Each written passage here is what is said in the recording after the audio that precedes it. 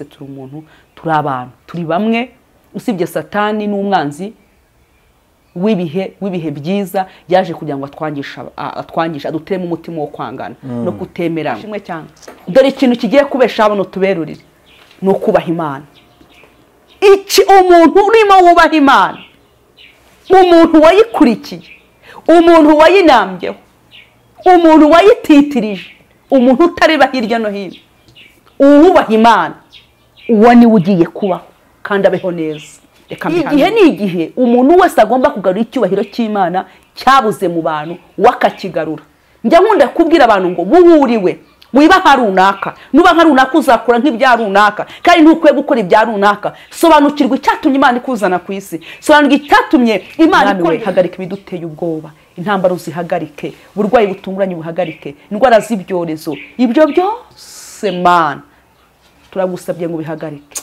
ijambo ryatubwira ngo naho haboneka umuntu umwe gusa ayiwe Uwiteka we hashobora kuboneka umuntu umwe mu bihugu bitandukanye ukabirinda kubw'uwo muntu umwe duhagaze mu cyuho ngo wumve gusenga kwacu no kwinginga kwacu iyo umuntu ahumutse amenya kwejo akanya gato y'umwuka Uwiteka yamutije wamushiramo akabiki akarangira mu isi turi abagenzi niyo mpamvu tukwiye gukora twiyoroheje iyo umuntu udukurikiye Imana yanga icyaha ntabwo yanga umunyabyaha naho ibyaha byawe byasa byakomera ukikubita imbere y'Imana urababarirwa Yesu ashimwe cyane tujye tubwira abantu ariko tubabwire ko hari Imana y'imbabazi rimwe tujye tubwira abantu tukababwira ubutumwa ariko bubatera ubwoba none umuntu agasanga yiciriweho hiteka ariko reka tumubwire udukurikirane ntiyicireho iteka hari Imana ibabarira Yesu ashimwe cyane ariko nje kwibutsa umuntu wese unteze amatwi mubwire ngo ni umukungugu habeho guca bugufi habeho kubaha Imana icyubahiro cy'Imana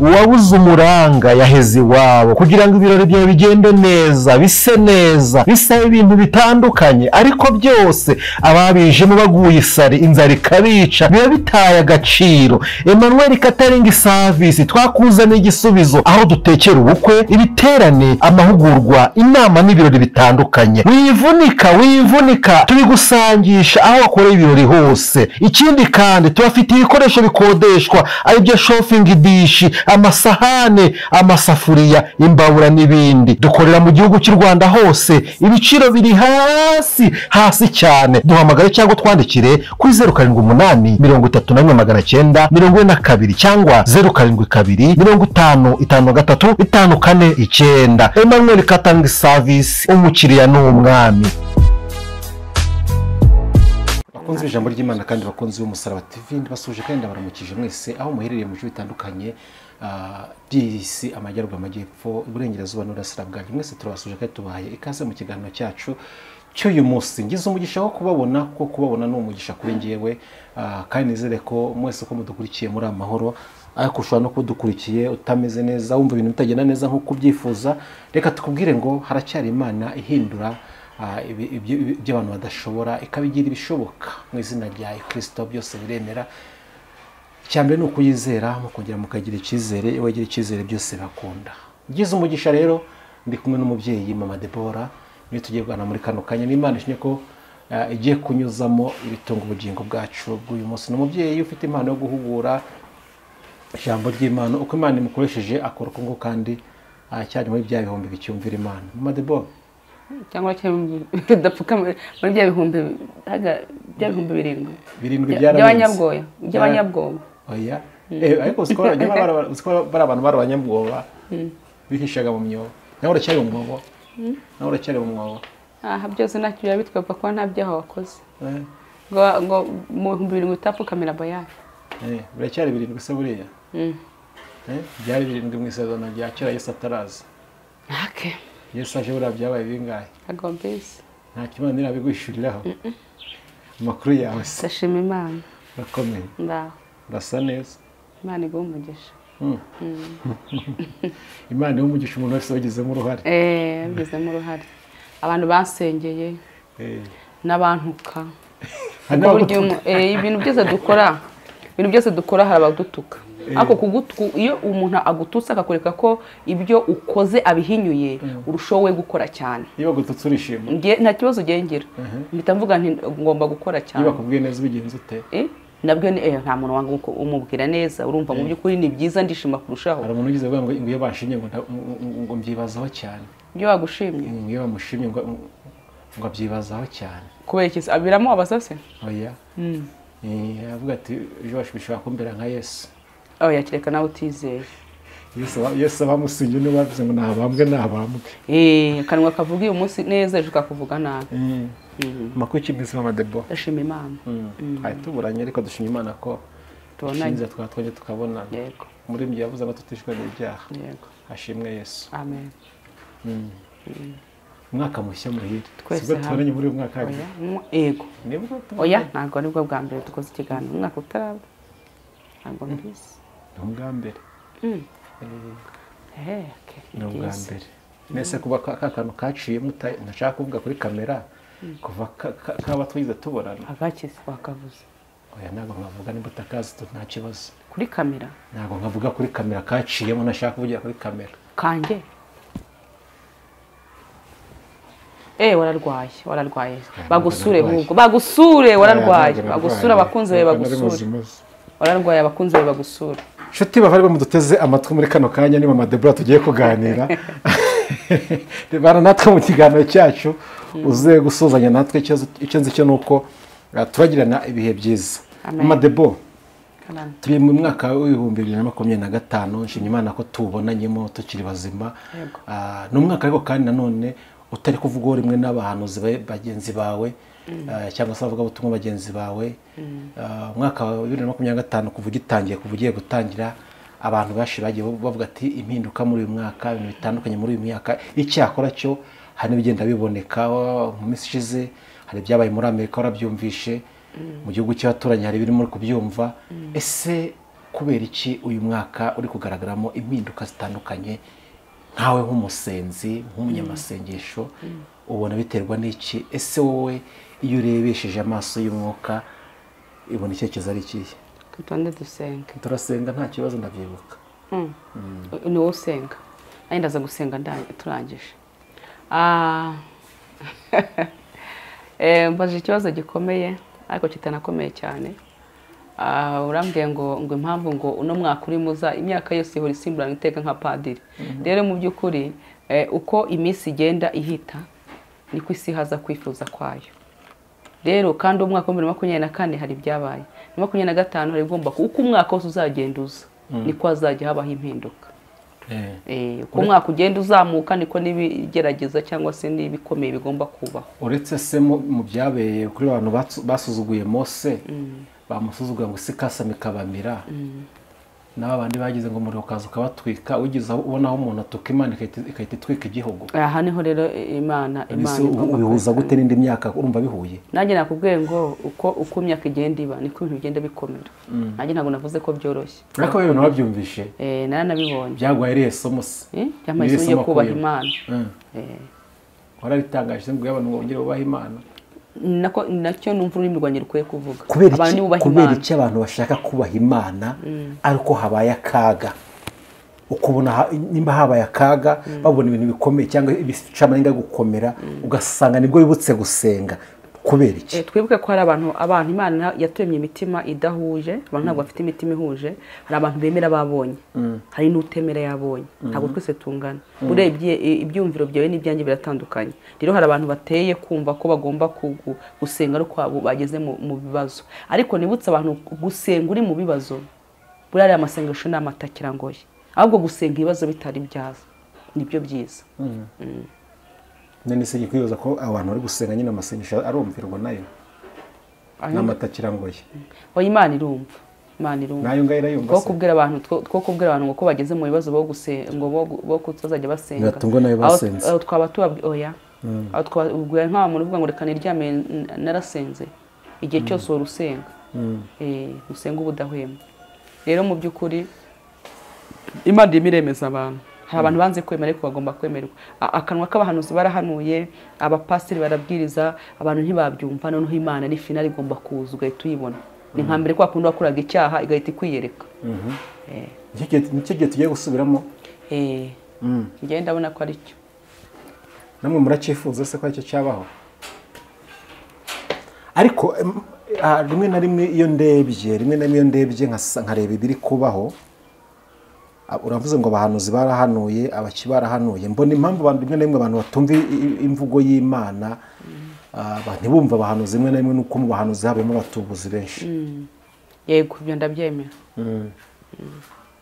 hashobora kuba ariyo mpamvu ugasanga urabyemera se ko umuhanuzi arimo abatubuzi yego ndabyemera ntabwo mbihakana ko nanjye nahuye nabo reka twisengere Imana dutange ikiganiro cyacu Mana data Imana y'amahoro kandi Imana ikiranuka ubere mwiza agutegereje bose nta kwizera uzakorwa n'isoni cyo kora abava mu masezerano nta mpamvu bazakorwa n'isoni Dawidi yaravuze ngo nari umusore ariko ndashaje sinigize mbona umukiranutsi yaritswe cyangwa se ngo urubyaro rwe rusabirize tugushimiye ko ubereye maso abagutegereje bose kandi ugushimiye yuko ubereye maso abakwizera ku manywa n'ijoro uzabarinda bazabaho amahoro masa izina ry'Imana nishyirwe hejuru kandi izina ry'Imana nihabwe icyubahiro muri kano kanya ndi kumwe na Mama Deborah agiye kurangura avuga ijambo ryawe avuga ubutumwa bwawe ntaba ari we ahubwo ndamushinganishije mu maraso ya Yesu Kristo umwuka w'Imana amuhango namuhangaho aravuga abwirijwe nawe ducashe imbaraga z'umwijima zose zamurogoya imbaraga zatuma ubutumwa bwe butagera ku ntego yabwo tuziburije mu izina rya Yesu Kristo ngamushyigikire nanyu ushyigikire umuntu wese uri hano mu izina rya Yesu amen Imana iguha umugisha Imana iduha umugisha kandi duhana umugisha keza ko nta byinshi wari ufite byo kumbaza nari ngiye kubaza nta kibazo ko wakomeza ukambaza ariko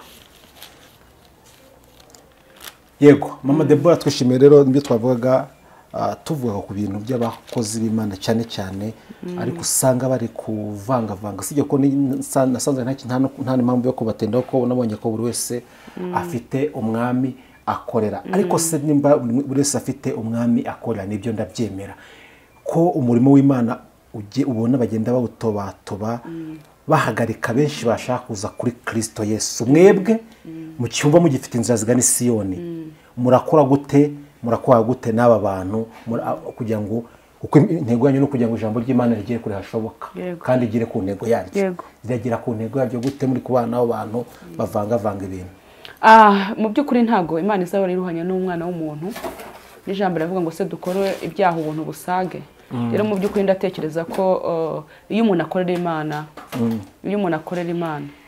yego cyane cyane ko abantu benshi baba babyibazaho usasanga bimwe byabajyanye kure bareba n'abo bantu bakuru umurimo w'Imana gutyo ugasanga bibajyanye kure bamwe batarakomera ko ntabwo twese dukomeye hari abakiramizwa amata y'umwuka niko mubyita uwo muntu ugasanga agwa cyangwa ugasanga acitse intege ugasanga ijambo ry'Imana yongeye kuryumva ugasanga ntiyongeye guterana kwera ntasubiye mu rusengero niyo mba nkubaza nti ese mwebwe iyo mubonye ibyo bintu bimeze bityo murabyihora gusa mugaceceka mubigenza mute ikindi buriya nshobora gukora amakosa ntumenye ko nayakoze cyangwa ntumenye naho nanakoreye ariko Imana izirikana wa wundi wakorewe ikosa rero mu by'ukuri si uko kandi inshuro nyinshi byanahozeho nta byera de hari ibyera n'ibitera de mu by'ukuri hari abahanuzi bazahanura ibinyoma birashoboka ariko n'abahanuzi bazahanura ukuri ariko nemera ko icyiza kijya kiganza ikibi nemera ko icyiza kijya kiganza ikibi nemera ko nabo ngo bakora nabi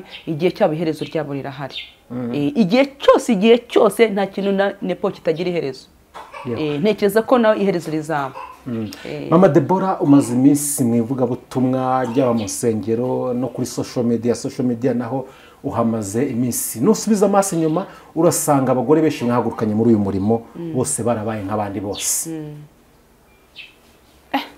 yego umutego nireba ukoresha kugira ngo utamera nkabo ntaryo bagase ni Yesu nizeye niko nge ntaramenyekana bose ntabwo bizeye Yesu kandi nusubiza inyuma amaso urasanga hari abarushaga ubusitari kamvuge gutyo harabona burushaga mvuze mu mazina agiye mu mazina wasanga baheko ntabwo nshaka kuvuga amazina nepo namaze kubona ko hano kuri social media dufata ubutumwa bwo ubundi social media ni nk'ubutumwa bwo mu isoko. Rero amakosa dukora dufata ubutumwa twakavugiye mu rusengero tukabuvugira hano kuri YouTube uyibwiriza mu isoko, ariko ubutumwa dukuye kuvuga ari ubutumwa dukuye kugira mu nsengero. Rero uko tujya twitwara imbere y'abantu tadukwiye kuba twakitwara mu rusengero. Ikindi YouTube nasanze umuntu sagomba avuze ari benshi, ariko YouTube inshuro nyinshi umuntu yigira uko atari kugira ngo amenyekane, kugira ngo wenda agere ku ntego. Ntago mbizi uko umuntu wabyiyumvamo. Yego iyo ushatse no kumusara hari umuntu abaje ndamubwira ko se ibi ngibi kuki ubikora, kuki utarinda ubuhamya bwawe bw'ejo hazaza, kuko burya ikintu ku mukristo icyambere ni ubuhamya. Nushaka ubureka wunga, nushaka kwambara umwenda umwe, nushaka wambara urukweto rumwe, ariko ubuhamya bwawe burinde, kuko ejo imbere bizagenda neza. Noneho ukamuhuguka ugatereka ku musare birahenze. Kuko isheme dishino nyinshi abantu bakunda umugayo. Ukabona umuntu umukiza ko akumva ko akunze umugayo, akumva ko avuze ikintu, navuga ikintu nibashaka bamugaye, nibashaka bamwemera, nibashaka batakamwemera. Rero mu by'ukuri ntekereza ko YouTube atari dukwiye kudusaza ngo tuvuge ibyo tutari dukwiye kwa twakavuga. Ibyo uvuga agendemeranywa nawe. Hari igihe umuntu yigira uko atari agashaka kugira ngo amenyekane, akaza akimena, akivugira inkuru ntawe uzimubajije, kandi burya igiyewe burya ikintu cyagira agaciro nuko inkuru nayitangira. Ariko buragiye nkitangiye inkuru ntabwo yagira agaciro. Rero ikosa inshuro nyinshi dukunda gukora nka mama, turaza tukivuga, tukavuga ibyacu byose, nyamara tukabivugira bitari bikwiye kwa twakavugira. Dufite abashumba bakuru twagenda bakatubwira, bakaduhugura. Ngiye mfite aho nagenda nkavugira nepo, ndamutse ngize ikibazo mu buzima nawe utagira ibibazo, ariko ngiye mfite aho nagenda nkabivugira. Ariko kubera kwiganana kavuga atari ko runaka ko yabaye nka kuri avuga nka kuri yanjye wavuga nka kuri. Rero iyo udashatse kumera uwuriwe kuburiwe nepa akaba nepo, mama Debora akaba mama Debora, utavangiye nta mpamvu zo kugomba kubona umuntu ingeso ze ngo wowe ugomba kuba nkawe, ntago bishoboka. Ibyo se ko twe tubizi mu bo twitabisi bakora wenda ibigano by'isi, bakora n'ibindi by'ibigenanye twita ngo n'iby'isi. Yego, nimba byinjiye mu bitwa abakozi b'Imana, especially mu mama, hari ukuntu abamama tubazi mu muco wacu bagomba no kwitwara, bikaba ariho byahereye, bikaba byisha ubuhamya. Mbese ese mbere ubwo buhamya bwari buhari cyangwa itubira batwikure n'undi niko byari biri? Buriya ngo hari igihe ngo umwotsi uhisha akazagezaho ukajya gute. Burya umwotsi iyo ucumbye ugaragaye buramwe imbereho biba byanze ubuhari. Ntekereza ko n'ubundi ingendo yari akiba azifite inshuro nyinshi kubona abonye. Buri umuntu inshuro nyinshi ingesa abayifite, ariko none ikarinda igakururuka ikageze kazagaragara. Hari akantu ruvuze ngo bashaka kwivuga uko batari kugira ngo babone dolari. None se umuntu nimba twaye tukuze mama Debora ukuntu wambaye nk'umubyeyi uri kwije rwose umeze neza, agatamba mutwe k'abarokore umeze neza, bigaragaza agakiza, ariko ndabyumva turi kumwe turi kugendana. Kuzaza ejo nkabona mama Debora nawe ari kuza yambaye ubusa, ibyo ngibyo biri bunyinshirize iki? We ku giti cyafite impamvu, afite misiyo. Kandi tumenye ko umwanzi arimo akorera mu bantu bavuga Imana. Ntabwo ari wowe umuntu uvuga Imana. Hari umuntu wambwiye ngo twebwe twajyaga kwiba turi abantu bane dufite mitwe, ati rero tukaba turimo twicaye hano ku meza, n'inshuti zanjye zabimbwiraga ariko uzarakijijwe. Ati noneho tukicara baga bari mu mahanga, ariko bafite tekinike ibyo bashaka kugeraho. Noneho ngo bakicara bakaba bafite Bibiliya bakaganira, tubura tubacaye bakaganira nyine ibyo barimo, babona umuntu ngo bajemo ngo bahita baganira ijambo ry'Imana. Urumva ni ikintu gikomeye ufata ijambo ry'Imana ukaryekana ko atari cyo ugambiriyeho, sibyo? Rero ni haje muri bwa ngo bagaragara bagaragara nk'abejejwe ariko batejejwe. Rero mu by'ukuri bagaragara nk'imva zisa neza inyuma imbere ari umuntu. Imbere umuntu ko niko kuri, kuko hari igihe nanjye ndabibona pe, nanjye ndabireba ugasanga umuntu avuze ikintu ntago kimubajije, nta naho kinahuriye. Ariko ikindi kintu maze kumenya nshaka kubwira abantu bareba YouTube, ntibagapfe gutukana, ntibagapfe kuba inkoma amashyi ngo bakoma amashyi. Hari igihe umuntu aza yateguye nepo, hano hanze abantu bategura, umuntu agategura ikiganiro nkaza nkavugana nawe, kugira ngo amanyanga yo muri YouTube nawe ushobora kuyaziho, urayazi kundusha kuko uri umu YouTubers cyane. Rero ugasanga uvuze ikintu ni inkuru murimo muvuga n'umuntu, ariko hari icyo mushaka kwigereraho. Noneho ubwo wundi utureba akaza kugutuka, kandi mu by'ukuri ufite umukino uri mukino. Mu minsi yashize Apotre Dr Gitwaza yatangaje mu rusengero yuko nta muntu wemeye kuririmba muri korari yambaye ipantaro yambaye amaherena yasutse no ku mitwe avuga ati ibi ntibyemewe muri Zayoni tempo ati n'abapasiteri muri hano mwese mubyumve ibi ntibizongere kuboneka hano ukundi abantu ntibabyumva kimwe yego ariko muri iyi minsi dukurikiye ibiganiro byo kugenda bigaragara mu itorero rimwe rya ADPR uri kumvaho ko ibyo Gitwaza yanze ho bagiye kubyakira tukira ngo tutarakomeza ibindi aho hantu iyo byumvishe wumvamo iki mu by'ukuri bamuteye amabuye ariko ngewe mu bantu batamuteye amabuye ntago ndimo none se kuva yabivuga Zayoni yarafunzwe habuze abazisengeramo bubahirije umushumba icyo ashatse kuvuga buriya nepo dushobora kuba turi 25 ariko umuntu wese akumva ijwi ritandukanye n'irikimana imushakaho buriya ushobora kuba uko nahamagawe sibyo Imana ishobora kumbwira ngo mama Debora sinshaka kugenda gutyo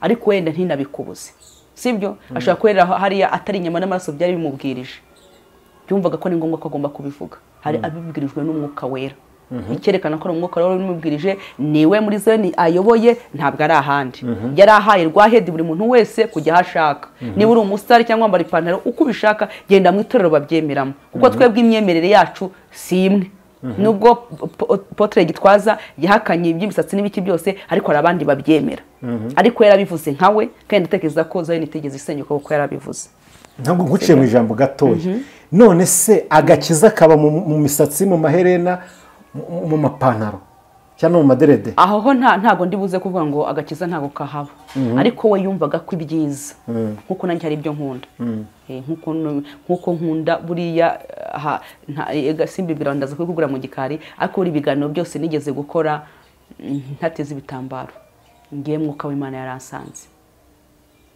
ubwanjye ari byabanje kwisangira nabandi baraza kubimbwira ariko habanza kunyisangira ishishoze ngiye muri YouTube nkasanga aho ntateze ibitambaro ntabwo amashusho asa neza nkuko ntege ibitambaro nimba mwuka wera gusanzwe ngo kudatega ibitambaro n'icyaha kuri ngewe akora undi atari yasanga hari undi atari yasanga hari ibyo buri muntu wese afite ikimana cyangwa umwuka amubwira amushaka ndabyemera yego yarabyamaganye mu itorero rya ADPR ko rigiye kubyakira ryabyangaga cyari ikiziri wabo uyu munsi tuvuge ko Imana noneho itanze go ahead itanze uburenganzira ati byo nababujije noneho uyu munsi ndabyemeye ni mu bizirura birashaka ko bagendaga mu idini bakayikugu idini burya idini n'itorero biratandukanye birashaka kuba idini ryabo nanjye navuze idini nawe navuze itorero ashaka kuba noneho idini ryabo babyemeje ushaka kuba nabona ko abantu n'ubundi babibabwiye kuba itegeko nguriye ngo itegeko rishyiraho ibigande ashaka kuba ashaka rero iryo tegeko uvuga teka turyubahirize turirengeho rero mu by'ukuri nta wajya kokireka represent uri mubajije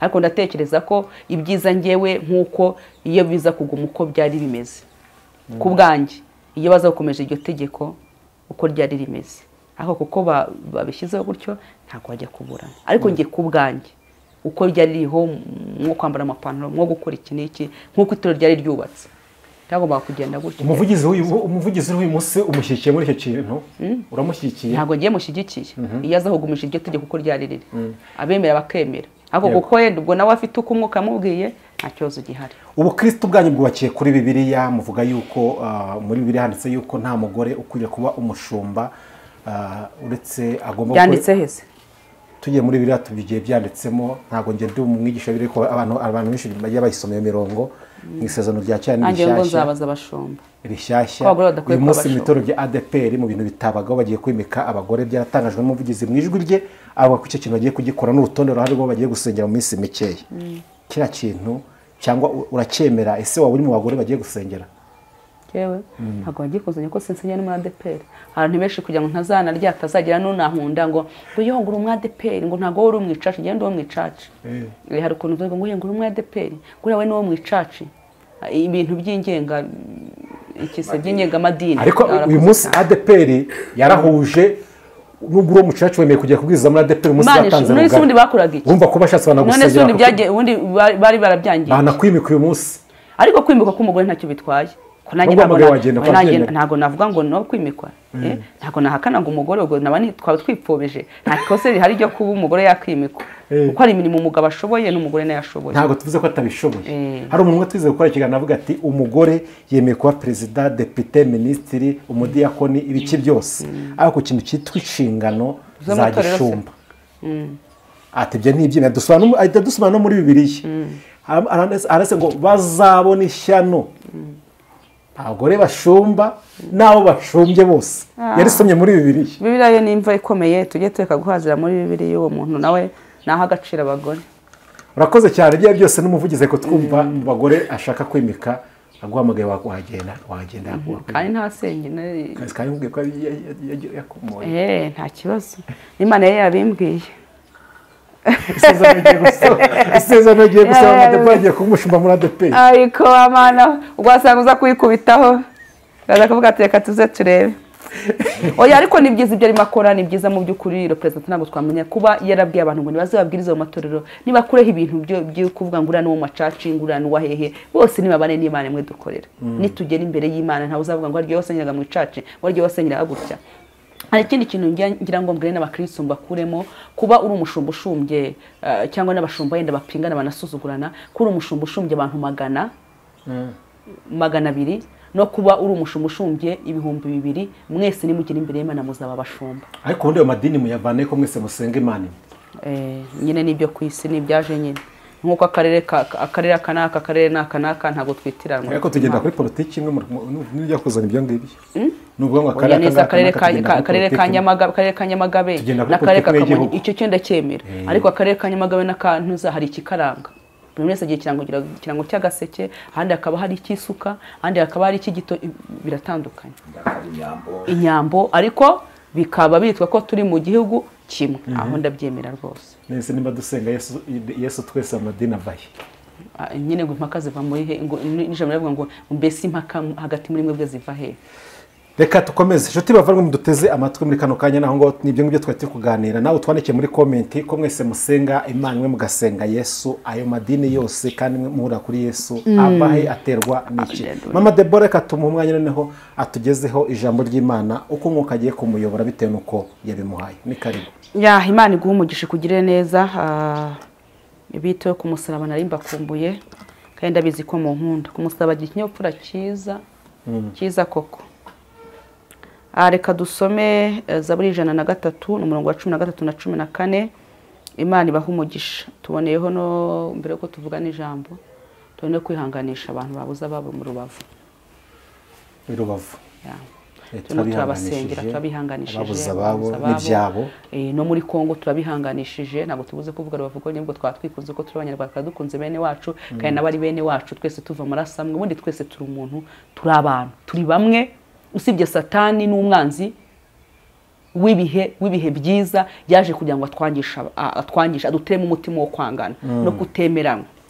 Ababuze ababo n'ababuze byabo Imana ibahiruko ridashira kandi twihangane kandi ibagene kandi igira ibyihagarika. Turasenze mu gira ibyihagarikane po duhagaze mu butware igira ibyihagarika. Reka dusome Zaburi 103 umurongo wa 13 tugeze ku wa 14 havuga ngo nkuko se w'abana agirira ibambe niko Uwiteka agirira abamwubaha. Haleluya. Amen. Kuko azimi imiremerwe yacu yibuka ko turi umukungugu. Yesu ashimwe cyane. Amen. Iri ni ijambo ni Zaburi ya Dawidi. Umugabo Dawidi, umugabo wakoreye Imana, yubaha Imana. Icyo nakunze cyane natekereje ku ijambo Imana yamubwira avuga ngo Dawidi we mbonye umutima wanjye wishimira ni wowe Dawidi.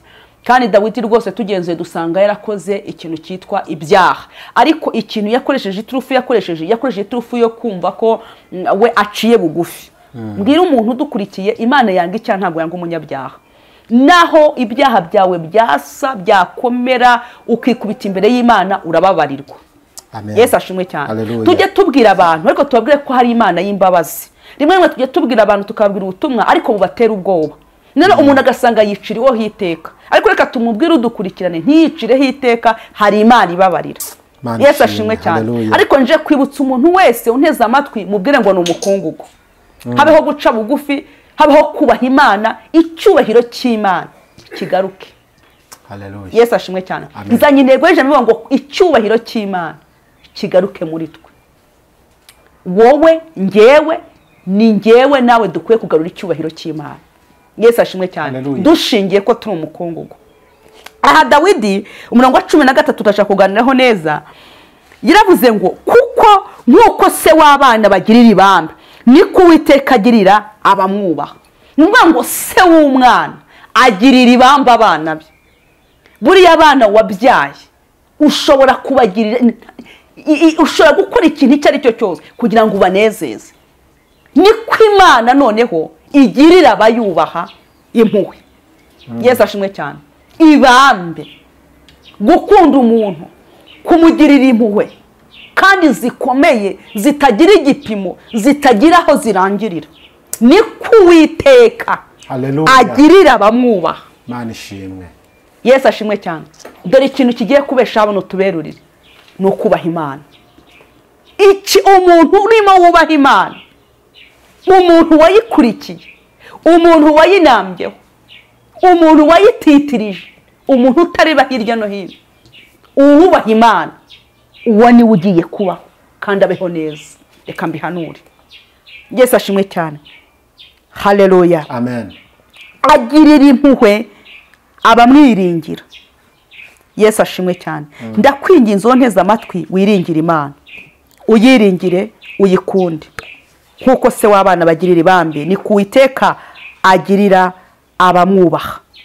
Uwubaha Imana wese Imana imugirira ibambe. Yego. Igihe ni igihe umuntu wese agomba kugarura icyubahiro cy'Imana cyabuze mu bantu wakakigarura.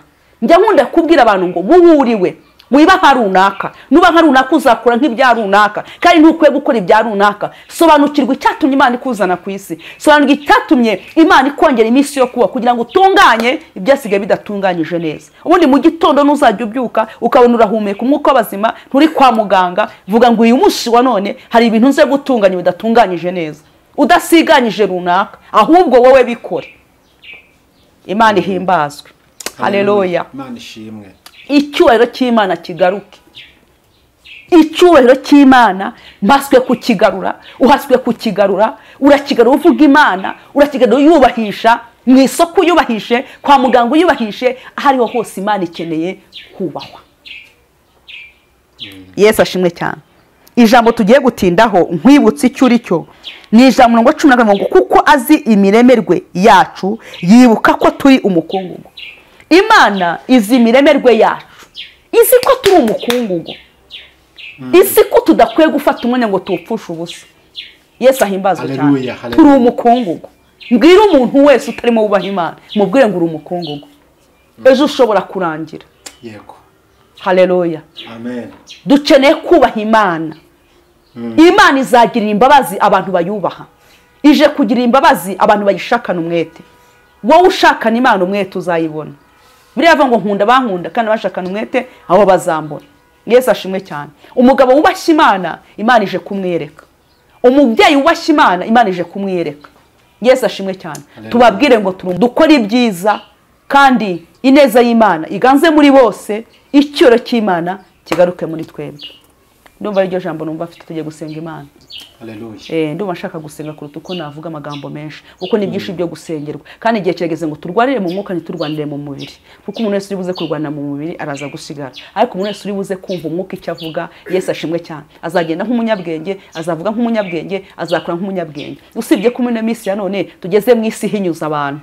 Urabura umukozi w'Imana ukavuga nyamara iby'ijuru ryo ryagutegetse, ahubwo kubera ko abisi bahumye, abantu barahumye. Ariko ntago dukwiye guhuma. Iyo umuntu ahumutse amenya ko ari umukungugu, iyo umuntu ahumutse amenya ko ejo akanya gato uyu mwuka Uwiteka yamutije wamushiramo akabiki akarangira. Mu isi turi abagenzi, niyo mpamvu dukwiye gukora twiyoroheje kandi dushaka Imana, kandi icyoro cy'Imana kigaruka mu isi. Mana Data wa twese uri mu ijuru, mu mbaraga z'umwuka wera, uri Imana idahemuka, uri Imana idahinduka, uri Imana itabura uko ubigenza, uri se w'umwami wacu Yesu Kristo w'i Nazareti, uri udatetereza abakwisunze, uri ingabo mu mahina, uri Imana y'inyamaboko, uri Imana y'imbaraga, uri Imana ishoboye, ufite ubushobozi. Haleluya. Uhamagara ibitariho bikabaho, uhamagara ibidafite ishusho ukabiha ishusho. Niwe wenyine ugira ukuri. Turagushimiye mu ngeri mwiza, umaze kutwibutsa ko turi umukungugu, ariko ikinejeje umutima wacu niko imbabazi zawe zihora ku buzima bwacu. Turasenze ngo duhe imbaraga, turasenze ngo dukore ku maso, turasenze ngo dushoboze kugira ngo icyubahiro cyawe kigaruke mu isi. Turashaka kukwamamaza wowe wenyine ufite imbaraga, wowe wenyine ufite ubushobozi, wowe wenyine ujya ukora ibyananiye umwana w'umuntu. Turasenze mu izina rya Yesu. Mwami we, hagarika ibiduteye ubwoba, intambara uzihagarike, uburwayi butunguranye buhagarike, indwara z'ibyorezo, ibyo byose Mana turagusabye ngo bihagarike. Ijambo riratubwira ngo naho haboneka umuntu umwe gusa. Ayiwe Uwiteka we, hashobora kuboneka umuntu umwe mu bihugu bitandukanye, ukabirinda kubw'uwo muntu umwe. Duhagaze mu cyuho ngo wumve gusenga kwacu no kwinginga kwacu. Bana n'abantu bahumure mu mbaraga z'umwuka wera. Mwuka wera turakwinginze, turaguhendahenze ngo genda mu mitima ya benshi, ugenda ubibutse. Ni wewe ujya wibutsa, ni wewe mwarimu mwiza, ni wewe ujya ukomanga umuntu akumva icyo umwuka ashaka. Bagendere, urakoze kubikore kwibahisha mu mbaraga z'umwuka wera. Amen, amen, amen. Amen. Reka tugushimire Mama Debo. Reka tugushimire, ariko tunagusaba imbere ya kamera muri minsi noneho ujya uboneka ugura abantu b'Imana bakeneye impuguro zawe. Ndahari. Urahari. Mbere ko tukurekura, reka tugusaba utanga nimero za telefone zawe. 07 48 71 927. Yego. Turagushimiye cyane. Tushimiye umuntu wese wabanye natwe muri kino kiganiro kuva dutangiye kugeza tugeze ku musozo. Reka tuvuge nawe Imana imuha umugisha. Reka kandi tuzasubira mu kino kiganiro cy'ubutaha ku Musara TV. Ibiganiro byose nakagaruka. Amahoro Imana wane nawe. Amen, amen.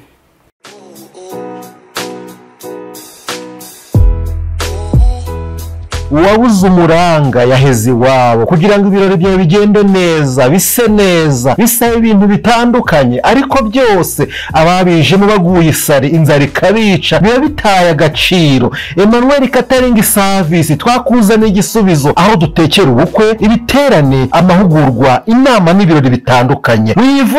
Wivunika tubigusangisha aho wakoreye ibirori hose. Ikindi kandi tubafite ibikoresho bikodeshwa, ari byo shopping dish, amasahane, amasafuriya, imbabura n'ibindi. Dukorera mu gihugu cy'u Rwanda hose, ibiciro biri hasi cyane. Duhamagare cyangwa twandikire kuri 078 31 942 cyangwa 072 50 53 54 9. Emmanuel Catering Service.